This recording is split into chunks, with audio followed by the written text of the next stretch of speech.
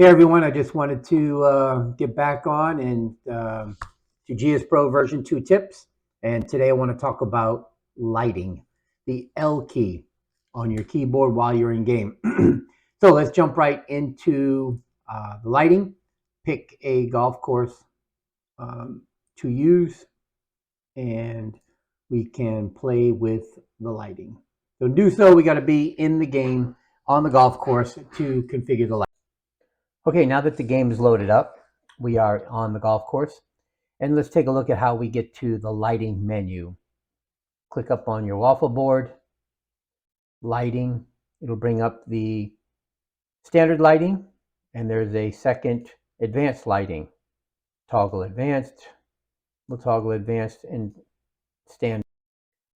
Standard lighting gives us some similarities in items that advanced does as well.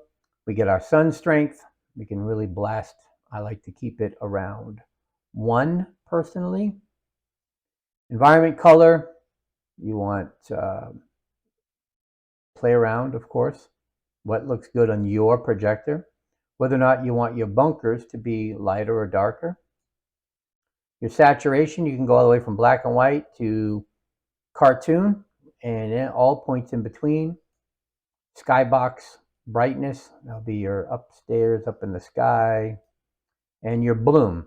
Let's talk about bloom real quick. What exactly is this thing called bloom? Well, bloom is the level of reflection off a surface from a light source from within the game that is touched by this light source. So any entity in the game that's touched by the light source.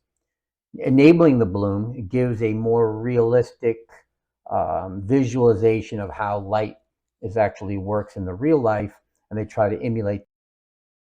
Okay, with that, let's look at the advanced settings.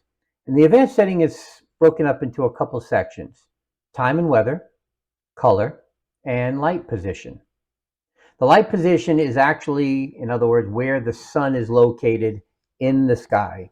And as you know, planet Earth, as it moves around, whether you're in Minnesota or Florida, different times of the day, different days of the year will give you a different location of the sun. So that's what this positioning does.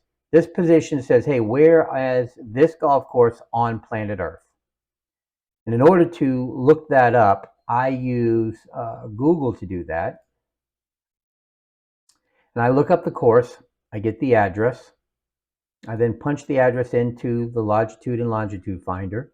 I get the numbers, and then I come back over into GSPro, and I put those numbers in here. Minnesota is -6 on the clock, UTC. And next, we're going to look at color. Sun strength, again, just like in basic, in the standard lighting, you can do the same thing here. Your shadow strength is something you get in advance. And if you look at the trees on the left, you'll see the shadow gets really, really dark. And also, if you come this way, the shadows get really, really light. So that's going to be a personal preference based on your projector. We define bloom.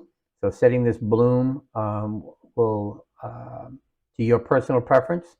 Saturation, once again, like it was in the standard, you can set that to what looks realistic for you. Your light. One note that I would like to add is that inside of your lighting panel, it is going to save each individual course settings in its own separate file. So if you load up a different course, it's not going to look like this. You'll need to play around with the settings that you like for that particular course. Every single course saves the lighting setup independently for each individual course. I mean, you would not want to play with sun settings of Minnesota on a course that's in Florida. So, of course, your latitude, longitude, UTC, and all that will be different, as well as designers are going to do different things for their golf course. So you may need to play with the saturation for your projector, the sun strength for your projector based on what the designer has put together in their golf course. So the advanced and the standard settings are saved per golf course. And lastly, let's take a look at this time. So as you set the day of the year, 195 is probably near the end of June. This is your time of day. So you got a nice 6 o'clock in the morning sunrise game.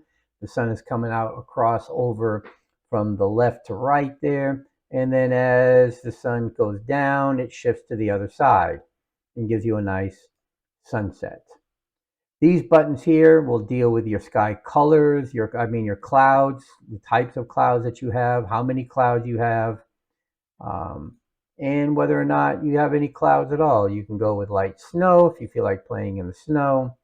You can also play in some heavy rain if you so desire. And you'll even get rain effects. Coming on down here to cloud number 5, bring it back up. These are things that you can play around with. And lastly, you can use